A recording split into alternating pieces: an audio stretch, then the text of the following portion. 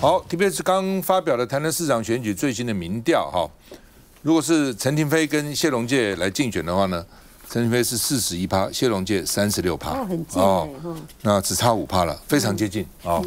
那如果是谢龙介跟林俊炫比的话呢，谢龙介44%，林俊炫只有32%，那谢龙介多了12%啊。我们再看哈，那这个谢龙介、陈亭妃。谢龙介、林俊宪刚刚就讲的36比41，44比32。那陈亭妃本来民调在台南市就是很高的哈。那另外呢，你对台南市救灾的这个表现满不满意啊？满意的只有32%，不满意的52%啊。所以呢，不满意的这个非常不满意跟不满意的加起来52%，所以显然对救灾是不好的哈。那黄伟哲的这个最新民调呢？这个下跌到42，满意的42，不满意的41，满意跟不满意的几乎差不多。上次满意还有50%哦，那之前有56%哦，所以呢有这样的大的差别了哈。好吧 ，TBS 刚做的台南市长的最新民调啊，我上个礼拜6，其实就前天哦，我到台南参加一个台南市议员啊，叫做林念柱议员的一个感恩什么参会了哈，那个谢龙介也去嘛哈，哇150桌，台南150桌哦，然后谢龙介告诉我说，我们这个自有会哈都是要交会费，要交1200块的会费，所以不是我们请他们，等于是他们请我们呢，因为人家交了会费嘛，来办一个那个他们是板凳了哈，哦，就是很热心哦，我觉得他们那个真的非常热情哈。那当时那个同桌就有很多企业界人士跟我讲说，去拜台南市没赶快哦，没赶快哦，可能会翻盘哦。我说真的还假的？我在想说台南那么地方可能翻盘吗？哦，那另外他们告诉我说，上一次这个就是什么3年多以前嘛哈，那个时候谢龙介其实民调是落后很多的，但选下来只差一点点，对，几乎要追上，所以民调哈。可能那个地方还有些人不太愿意讲哦，等等哦，就早期国民党这个执政的时候，很多时候你做民调的时候，他们很怕哦，这个不敢讲哈，也不知道这电话谁打来的啊，是不是搞白色恐怖啊、绿色恐怖啊等等。所以呢，如果说通常比如说我们以前做民调，就是如果是国民党执政的时候，两个这个民调差不多的时候，那个绿的我们起码要给他加5到10分，起码要加5到10分哦，否则就会有偏误了哈。所以这个民调出来也令大家其实蛮惊讶的哇，怎么会有这样的结果呢？这个赖委员怎么看？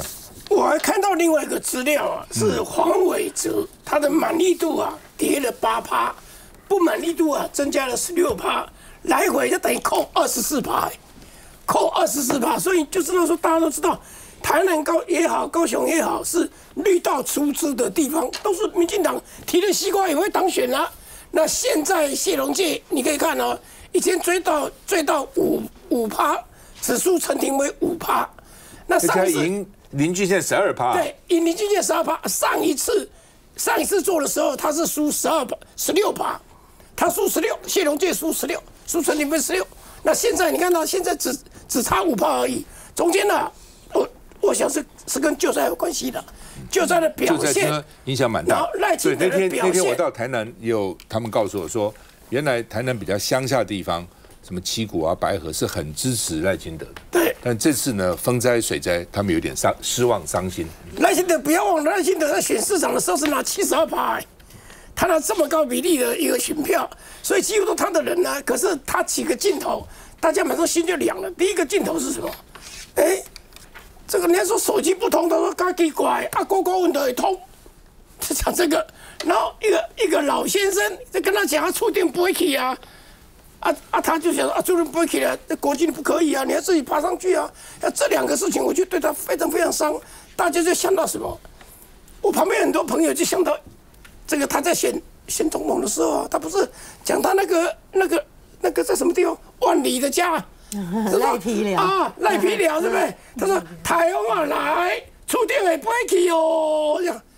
还那故事啊，他是讲这个啊，那时候很多的创意就出来了，哇，就说哦，这个赖清德的声音，台风啊来啊，触电也不会，而且台南市就这个样子。然后现在最严重的是什么？到现在为止几个月了，大概2个月了吧，这个触电还没有盖好啊，还有一堆没有盖好啊，这些公班找不到啊，这个东西是政府的问题，台南市政府难道没有办法去拜托其他的县市来帮忙吗？调一些公班过来啊！现在就公班找不到，所以他的触电蛮不多。我觉得这个问题没有解决，到目前为止，你就发现到民进党的支持度会一直往下掉。然后谢龙介呢，最近的气势很好啊，我觉得如果今天投票，谢龙介应该当选了吧？虽然说15%，但不要忘了上一次输很多，差一点点，票开出来差一点点，这次15%，我都认为今天一投的话。应该会赢，然后现在值得注意的是，到底赖清德会不会提名？说按照民调最高的陈亭妃会不会？很多人打一个问号啊！以前喜欢用自己的人，大家都怎么看都怎么认为，就是林俊宪。那林宪是输谢龙介啊。那伟山。这次风灾，这个行政院有通过这个特别条例，那目前就是有560亿元会投入这个后面整个的风灾的这个重建，那有9大项目，那就希望这个风灾的这个区域可以尽早建设。那总统也非常关心台南，毕竟他台南市长出身，他这一次总共下去了7次，那就不断的在跟灾民去确定现在的状况，也到了前置指挥所来确保整体在风灾风后的这个建设可以重建可以一切顺利。那所以这个总统绝对是高度重视。那我们会看到。在未来，不管是选举也好，这个民进党的这个内部的规定就非常的明确。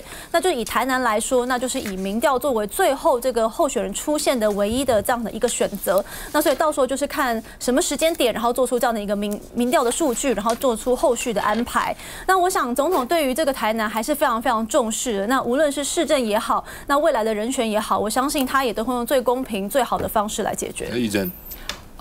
从这个民调来看你可以看得出来，其实谢龙介跟陈亭妃已经差不到5%。那如果是这个赖清德属意的林俊宪呢，其实谢龙介已经大大的超车了林俊宪。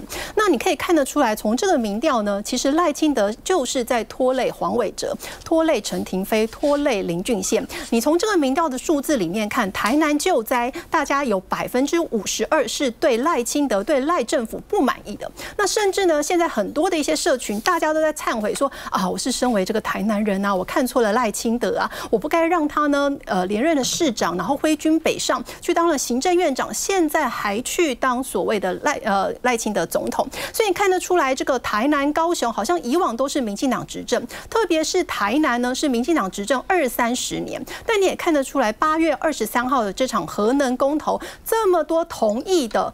核能公投呢是碾压了不同意的票，所以这些的得票就是谢龙介跟柯志恩在2026的楼地板，他们在往上去呢，就可以得到更多的选票，更多的支持。刚刚戴伟山发言人就说，赖清德非常关心台南下去了7次，但他下去7次到底在关心什么呢？他在关心自家立委郭国文这个手机中华电信有通啊，他在想办法拿这个饮料给这个修屋顶的这些老农啊。我相信呢，现在就像我们赖世宝委员说的，台南是不是还有非常多的屋顶没有帆布盖，或说呢，这个盖的帆布是林俊宪的看板，是谁的看板？我相信，如果齐柏林导演还在世，他如果搭着直升机到台南、到高雄去拍，他看到的是美浓大峡谷，他看到的是高雄的大树都是光电板，他看到的高雄的大寮都是大废田，农地被倒了大量的废弃物，他看到台南这么多的区域，大家的房屋盖的是林俊宪的广告看板，民进党真的还要在台南、在高雄继续执政吗？我还是要重申哦，总统当时在讲这个手机的事情，他是要确定到底是哪一家电信不通，所以他问郭国文的时候是要了解是哪一家。那后来发现中华电信有了，回头回来就是这个样子，大家只是想要把这个意见反映给总统，拜托总统说，让我们的手机通已经那么多了，我们不能大家在现场也没有怪赖总统，但是赖总统就好像在怪这些农民，只是关心自己家的立委。关于风灾的屋顶这个部分，现在已经有18家这个有金质奖拿过金质奖的公班已经全面进驻，那钱也发下去了。我们就是要加速灾后的重建，这件事情没有任何可以推诿，就是努力做，尽快做。现在再回来。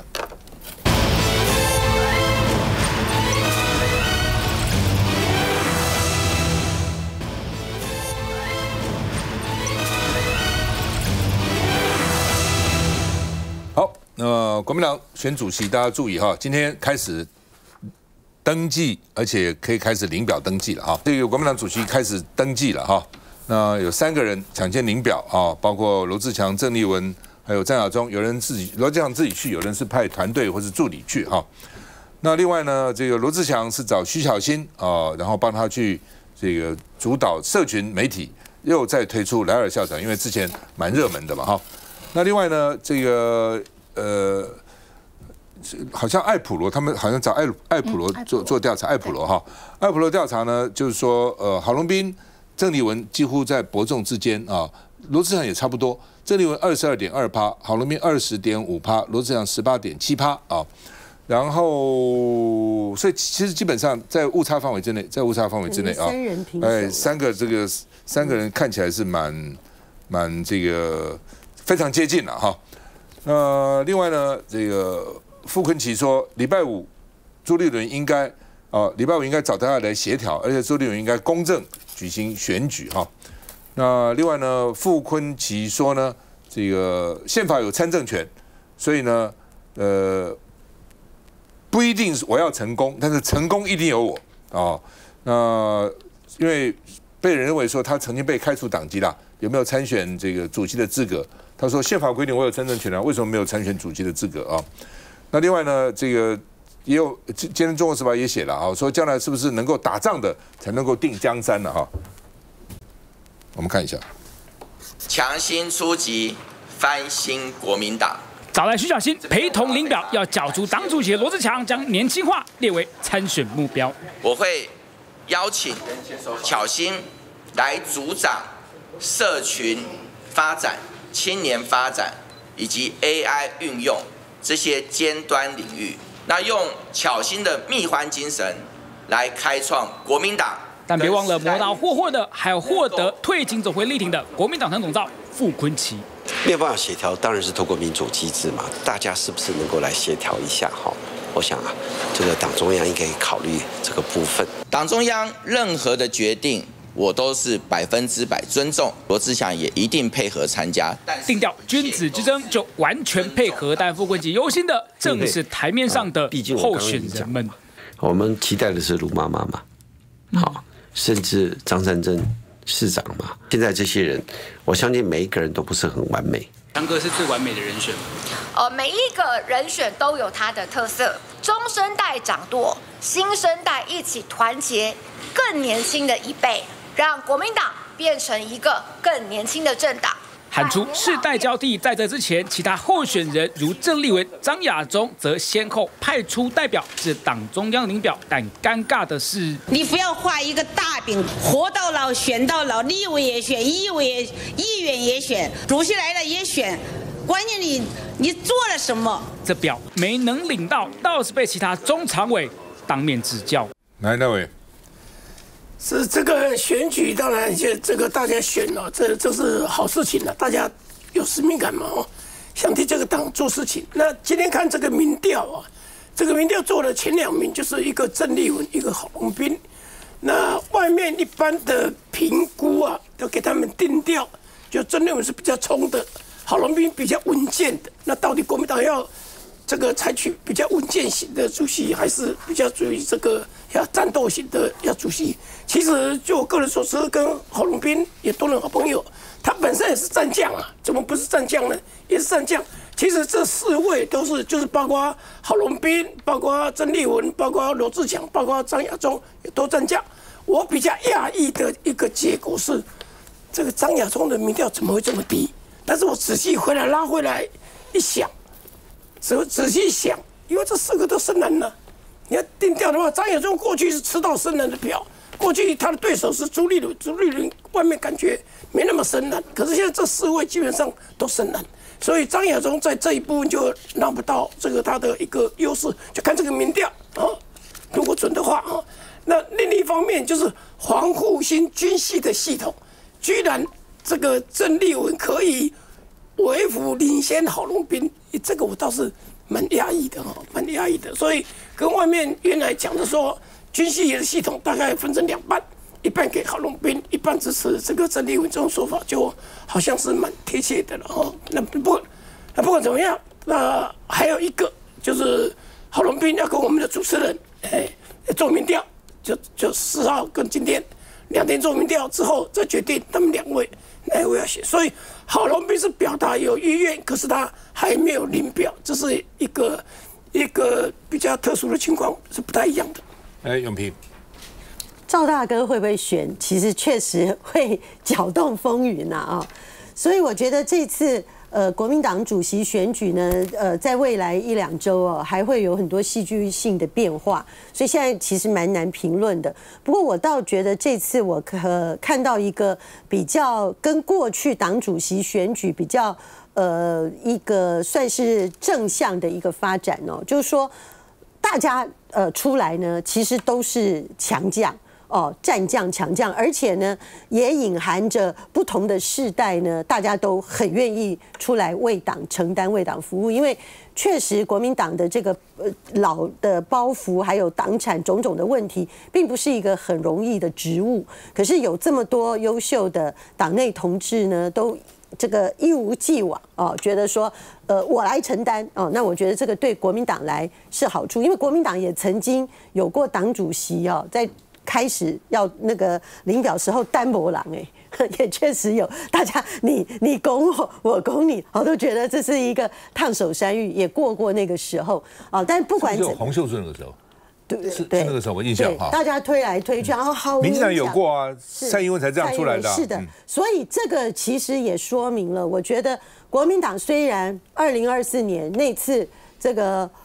侯兆佩虽然没有当选，可是我觉得其实也已经成功的凝聚了一个气势，而且再加上民众党呢，因为牢牢的站在反绿的这一边，那这个当然这个过程里面，我们也必须说，立法院党团也做了很多努力就是因为国民党的立法院党团在民众党的立法院党团呢忠诚合作充分合作，然后彼此尊重，然后到了这次大罢免这么大的一个政治事件跟对国民党来讲的危机中途呢，国民党还从南到北这个党工呢被抓去了100多人几乎要搞到回党的危机呢，但是大家顺利度过了以后，现在国民党呢又有了一个生气。那我觉得在现在的这样一个状态呢，国民党已经比之前好太多了。那有这么多人愿意承担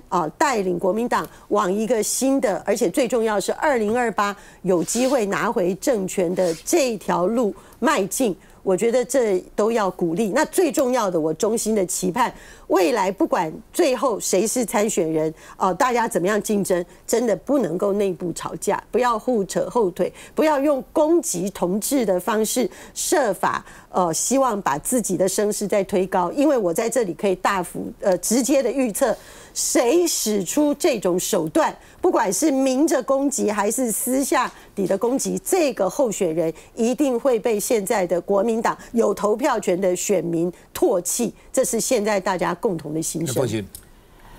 现在反正很多人嘛，而且大家都是朋友，我也不知道能够，就是每一个人我都不点评我觉得呢，很多人在看国民党选举的时候呢，重心点都放在蓝白合不合这件事情上面。我恰恰觉得呢，这是这一次的选举当中最不用顾虑的一件事情。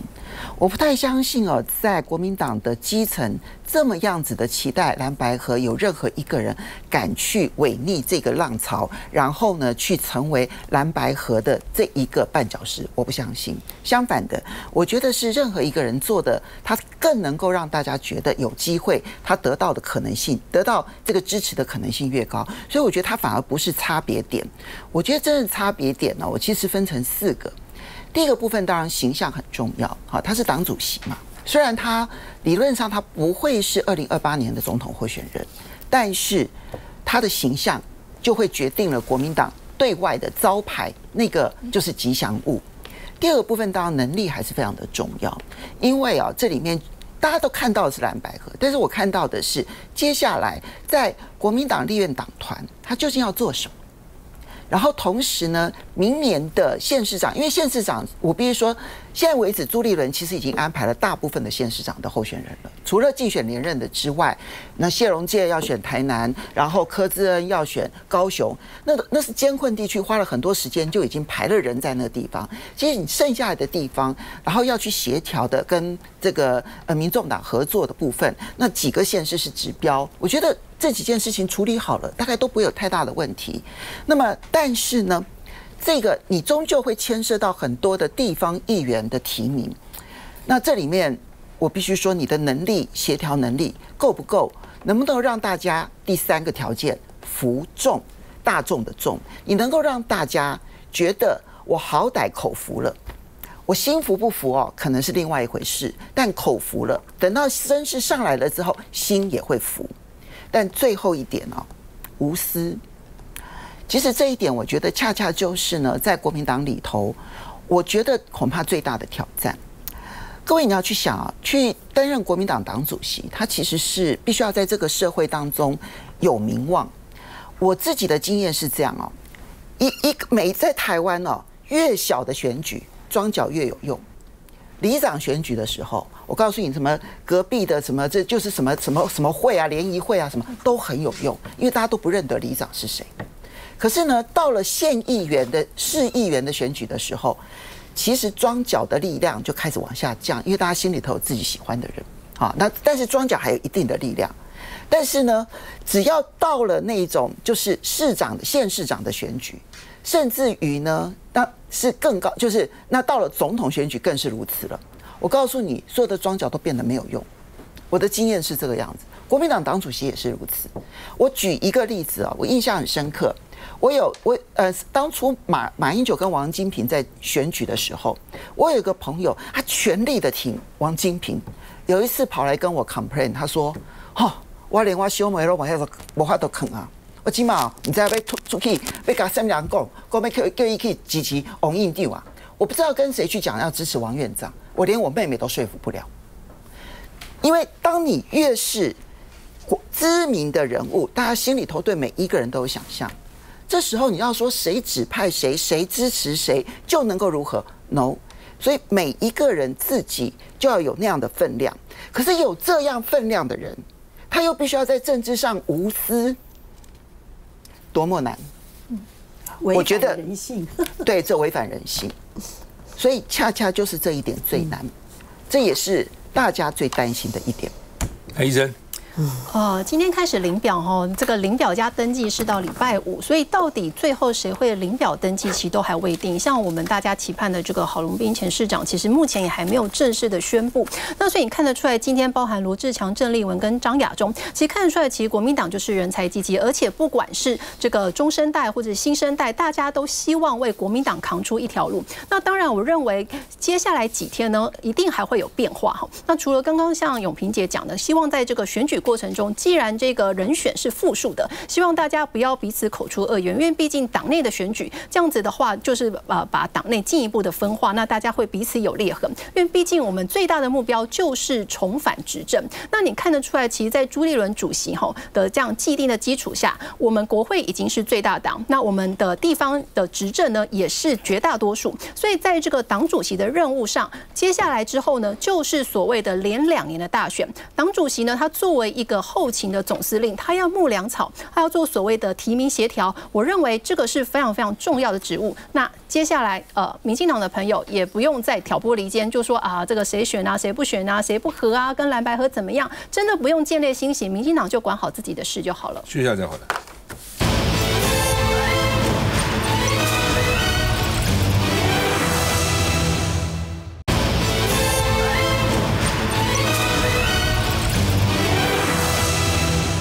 公馆圆环要拆啊，引起蛮大的一个争议了哈。我们看到最近新闻在报道哈。那台北市有3大圆环：公馆圆环、仁爱路圆环、景富门圆环啊。其实台南圆环也不少啊，归仁圆环、西门圆环啊，反正很多地方原来都有圆环的。车少的时候比较好，车多的时候那边有时候容易要进来出去，有时候容易发生擦撞哈。那一发生擦撞以后，哇，整个交通都堵住了哈。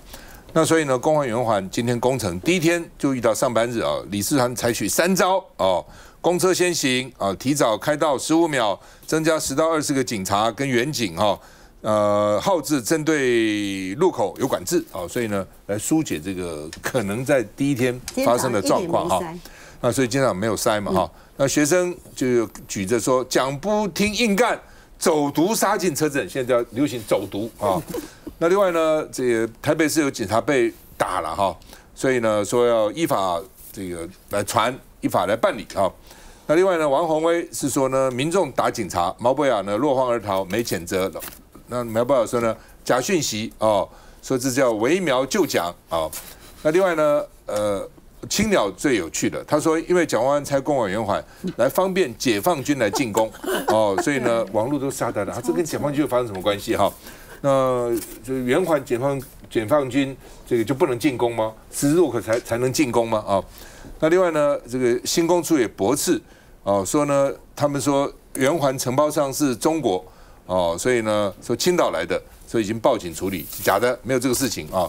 那就把小学生对我，这真的不好了。小学生，我不要生生喝鲜奶哦，我要圆环还有地下道，用小学生在博取同情嘛哈。我们看一下。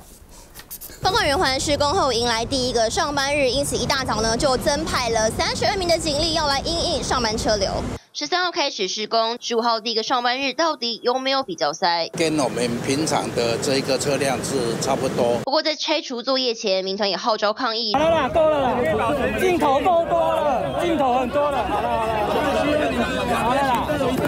遭呛镜头够多了，原本被众人拉住的背心男子似乎被这句话激怒，横瞪远景后，突然朝头部猛 K 3拳，公然袭警。遇有意见分歧之不理性民众，蓄意出拳攻击远景头部，涉嫌妨碍公务等罪嫌，将依法传办。夸张行为，还有人捧着台北市长蒋万安的黑白照，眼睛部位被喷上红漆，还拿出宣告死亡字条，批评圆环已死。但台北市议员王心怡就怒轰，根本是死亡威胁，警方不办吗？但中正2分局回应，暂无民众报案，北市府也不打算提告。我们圆环决定就地死亡了。现在民团发起公馆圆环走读活动，却是争议连连。而倡议者之一的台北市议员苗博雅，活动进行到一半就走人，也被网友酸苗头不对。而苗博雅本人暂无回应。你要先离开吗？监督市政不分朝野，但走读行动又再次因激进分子模糊焦点。因为每天会经过那里嘛，怎样？我经过那里，那个是我选区啊。是啊，我知道。一部分是我选区，一部分是大安区的。所以到底怎样？那个地方是非常塞，而且每次选举我一定在那里去站路口，我必站的，必站路口，所以我很清楚，就是有第一线的观察，这个，说，而且我的车子开过的时候真的危险。我们在扫街的时候经过那里啊，你记得吧？你陪我扫街，我们就从那里绕，从这边啊，这个罗素路这边绕过来到汀州路进去那个中正区，那个是我的选区哦。从这个师大这边都是我选区哦。所以我非常清楚说，那个地方真的很容易出车祸。就是我们的宣传车在过去的时候稍微闪一下，就感觉快，好像是要撞你一样啊！你就觉得说啊，到底为什么给他左边还是右边？因为他整个来讲也不清楚。那你说我这个车道，比如说我在右边第2条，我转过去的时候可能要到左边的第2条，或者是右边的第1条。这个东西你就搞不清楚这个线到底怎么样，它不是说我在这个链里面我就好这个链一直走，它不是啊，它一直走的时候你要转弯啊，你转弯怎么办？那转弯的话，你后面的车子来了就很容易擦撞。所以我几次我们在宣传车上面呢，在吉普车上面一看下面的时候，我就知道哇，在圆环开车啊，险象环生了，所以这个才是对的啊！而且你注意看到啊，这个每一次拆圆环。拆完之后，那个车子就顺利很多嘛。那当然，圆环反对原因是何在？反对他们就说这可能是地下的问题了。有一个地下道的公车，还有另外一个，他们可能说这个是古迹啦、感情啦等等的。我觉得在看地方，比如说仁爱路那个仁爱的圆环，那里面有一个类似一个好像是一个绿地，然后你看起来比较漂亮。原来放个铜像，不知道有没有放铜像了哈。如果放一些这个历史文物，你再喜欢的话，景观不错啊。经过那里的话，你不会让棋盘式的当然很顺利了，不然如果放个圆环在那里的话，某种程度对景观来讲是有加分的啦。来，永平，公馆前副市长到底怎样？公馆这个圆环哦，它要拆除不是今天才讨论的事情，它已经近20年来讨论。那为什么交通局长经常会提出这个议题？因为数字会说话啊，它就是发生交通事故的台北市第1名啊。一向如此啊，那为什么会呢？除了刚才赖士葆委员讲的那些原因以外，还有一个很关键的原因，比其他圆环更严重，它是新北市接到台北市的交通要道啊。一个从那边到中永和啊、新店啊，都从那边走。所以你在一个这么大要道的情况下，你又去搞一个圆环。哦，其实这个里面真的创造了很多本来不容易发生事故危机。好，那这个当然是一个历史遗留，所以每一任市长他要去面对这个问题。那在郝龙斌的第1任，当时的罗孝贤局长，交通局长，他到现在还是交通方面的大专家，大家都去请教他，他那时候就提出来。可那时候为什么没有处理呢？因为当时的这个地下道，你跟那个圆环要一起处理嘛，那底下有那个管道，水管道。那时候呢？觉得说啊，那我们如果要处理，要先去迁移这些管道。好，那到了蒋万安，我觉得蒋万安是很有魄力的市长啊。他发现说，那个管道已经迁好了，这事情都 OK 了啊。然后呢，再加上这个近20年来呢，又发生了什么事情？就是 AI 科技出现。AI 科技出现呢，对你去做政策游说，在交通这个问题上。有了莫大的贡献，因为你可以非常实质的做一个人工智慧的模型，告诉你说你现在的状况是如此，你如果改善了，你的事故率可以减低多少？结果台北市议员在这一次全部都接到一个完整的报告，事故率可以减少多少呢？60%以上。那为什么他们那么抗议那么强烈？不是，所以抗议很久，地方的人呢，我看这边抗议为什么？所以但是声音很大，为什么？赵大哥说实在的，这件事情就是完完整整的政治动员啊。苗博雅动员呢，而且他用的方式是动员跟霸团团体类似的成员，里面呢所有操作的手法，譬如说去诅咒蒋万安啊，或叫小孩子出来讲话呢，都是霸团用过的。把蒋万安的遗照都拿出来。对，那所以这种的做法就非常莫名其妙，因为他们有一个主诉求说没有跟地方沟通，事实上那个里长说都有来讲啊，怎么没有来讲？而且呢，他们办的那个说明会，我不是讲说他们有一个模型吗？当时有一些反对拆除的人确实有找苗博雅，那苗博雅也把他提到市政府他们的方案，然后他们一样又用电脑又下去 run， 然后呢在那个说明会上面又给你比较说。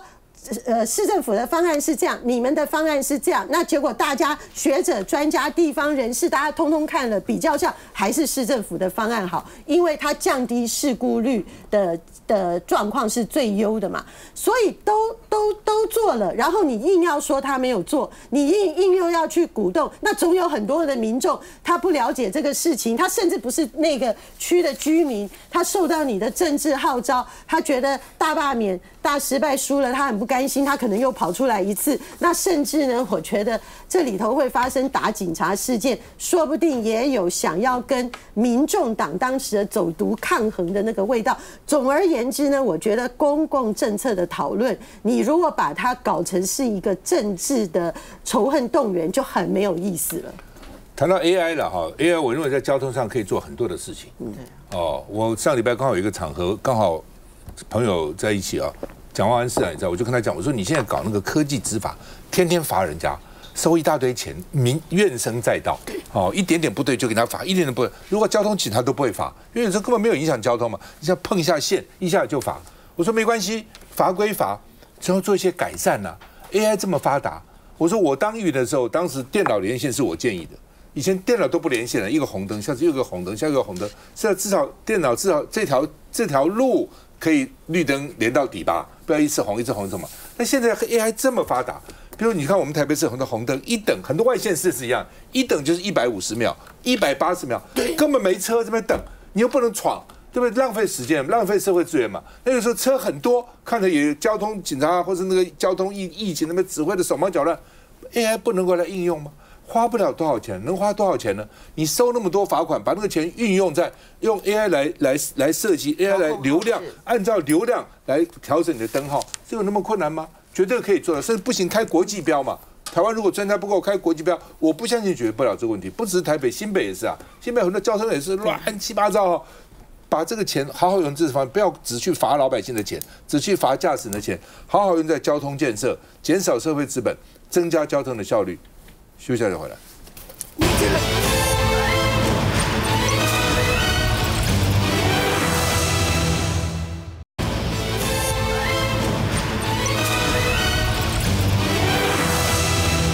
我们今天下午录影一直在等柯文哲到底要继续羁押还是要交保了啊？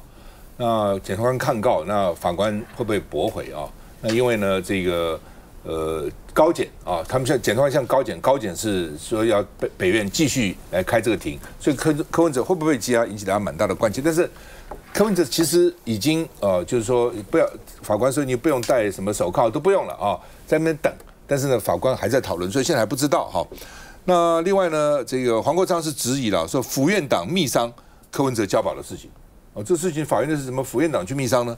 那徐国勇说呢，这是坏习惯哦。然后呢，说你放空气、胡说八道啊，我们没有在密商。民进党就反击啊，说什么无病呻吟，赖政府早已插上叶克膜啊。所以民进党为这个事情呢吵架啊。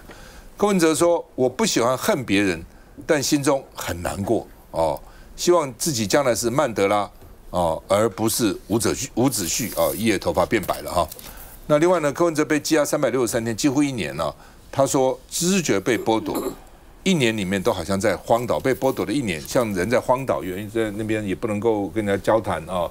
然后呢，只要出来哦，大家都要面壁啊，不能看他啊，他也不能看不到别人，只能看后脑勺啊。然后呢，这个柯文哲这个说呢，李文忠就是冤狱，他替李文忠喊冤啊。说这个变成撤销交保的理由，说他替人家喊什么冤啊？那另外呢，检察官酸，因为他们说这个柯文哲跟陈志涵啊，那说呢，好吧，你说你没有接触证人，那是陈志涵主动接触你了啊，等等啊。那主要是陈志涵到底算不算是证人啊？到底证人的定义是怎么样啊？律师有这样的疑问啊。那另外呢，柯文哲今天因为没有上铐，所以笑着进入羁押庭。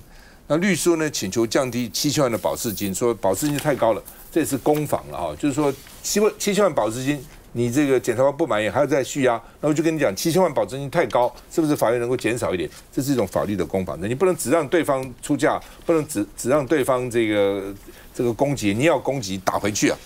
那另外呢，民意基金会做了一个调查了哈，说柯文哲到底是不是赖清德给他政治迫害了啊？2024年9月的时候呢，不认为是政治迫害的有54.6%，然后认为政治迫害就28.6%。那现在呢，不认为是政治迫害44.6%，还是高于认为是政治迫害的41.7%，不过在误差范围之内了，几乎是误差范围之内了啊，因为差2.9嘛哈。那但是呢，这个认为不同意政治迫害的已经从54.6%降到44.6%，哦，所以等于降了10%的，所以被认为说呢。有这个310万人看法改变了哦，他们做民调认为说，虽然你看起来好像，另外呢就是这政治迫害从28.6增加到11.7，所以两相加以后呢，认为有310万的这个看法改变啊，所以同意政治迫害41.7，不同意政治迫害44.6，同意政治迫害的人呢大幅的上升，不同意政治迫害的人大幅的下降。我们看一下。穿着灰色 polo 衫、深色长裤，柯文哲来到台北地院，这一次是第4度开战家庭。在庭上，他说羁押了1年，只有交保1个星期，可能因为知觉被剥夺，有一种与世隔绝的感觉，像是活在社会的荒岛。被羁押的这段期间，因为羁押禁见，在看守所里面没有桌椅，直到这个星期才开始阅卷，也是花了1年的时间才开始拼凑整个案情。柯文哲也说了自己的感想，面对国家机器，人民渺小而无力，表示希望自己是曼德拉，不是伍子胥。礼拜1主席出来了以后，它所引发的社会回响跟震撼太大了。那北检跟我们的总统府赖清德，只有继续往柯文哲主席身上去泼粪，想办法要把他关回去。柯文哲与北检大斗法，回顾这起案件，2024年9月柯文哲被羁押禁见，12月底被起诉之后，今年1月再度被羁押，前后长达363天。这个月8号7000万元交保，佩戴电子脚镣，检方却认为柯文哲还是有接触同案证人，甚至对同案被告喊话，提起抗告。15号再战羁押庭。主席强调，他很不喜欢恨人。他非常不喜欢恨人，但是他每次想到这件事情，心里就非常的难过，想到柯爸爸的事情。高等法院撤回原本裁定内容，认为北院理由矛盾，对于不得接触同案被告与证人规定的范围不明确。柯文哲委任律师提出，希望北院能够明确列表，将不得接触的名单一一列出来，这样也能让院检双方同时监督。也希望这次的裁定能维持原本内容，毕竟7000万元的交保金已经竭尽所能才筹得，怎么能够因为还有证人没有交互诘问就有串证疑虑？这已经违反人身自由与公平原则。你怎么看？是不是就有罪？这个还是要看法官最后的裁决啦。那基本上有没有交保也跟有没有罪其实是两件事情。那我觉得柯文哲拿曼德拉来比喻自己，真的是有点在羞辱曼德拉。毕竟当时曼德拉是因为这个为了人权，然后去做这个27年的牢，跟柯文哲状况完全不同。因为确实已经有证人去承认说，他们确实是有把这个金钱有交付给柯文哲。那这个事情其实有很多人，包含像妙天的1000万，包含陈怡做的300万，然后包含这个图利金华城的部分，还有这个厂商收贿210万，其实这些证人都已经有表达，他们确实是有给付这样的金钱。那如果说证人都有这样子的一个陈述，那之后法院当然会针对证人的陈述做相关的判决。那这个跟交保其实没有关系。那当然，我们今天是在看看到底会有什么样的结果。那以我个人的判断是，我觉得这个检察官应该这个法院应该会以这个未来到底哪一些证人可以做接触，可能会有一个清单然后是否会提高这个交保金，可能会是重点。那是否会羁押？那还是会看看到底这一段期间柯文哲跟这些所谓的证人的互动有没有逾越法官认为不该去接触的这样的一个范围。那如果有的话，那当然他有可能还是会再度被羁押。柯文哲这个案子我觉得现在已经从司法案件变得政治化的倾向。那从那个台湾民意基金会的民调呢，已经发现说，过去这个几个月从支持柯文哲这个案子去审判呢，到大家怀疑说有政治性介入呢，多了150万人。那这个对于司法来讲呢，当然是一个很大的警讯，因为你检察官继续用那种大家觉得你没有办法被说服的理由，一再的把它羁押，而且呢，一再的把消息泄露给所谓的禁检，给特定的媒体。那你这样子，当然民众的信心就会溃散。那我觉得柯文哲今天他必须还是要进入我们的整个法律系统的无罪推定。那么既然已经把他起诉了，好好让他在外头面对司法，我觉得这才是正办。柯文哲被收押的话，舆论会对赖清德不利；柯文哲如果没有被收押的话，柯文哲会对赖清德不利。我看呢，就要看赖清德要怎么选择了。来，宋琦，其实用还没有证人、没有诘问这件事情作为羁押理由，我觉得这就是台湾人权的大倒退。因为如果说起诉了，检察官其实在侦查期间，他拥有绝对的权利，而所有作证是要具结，而且是有伪证罪来对付他们的。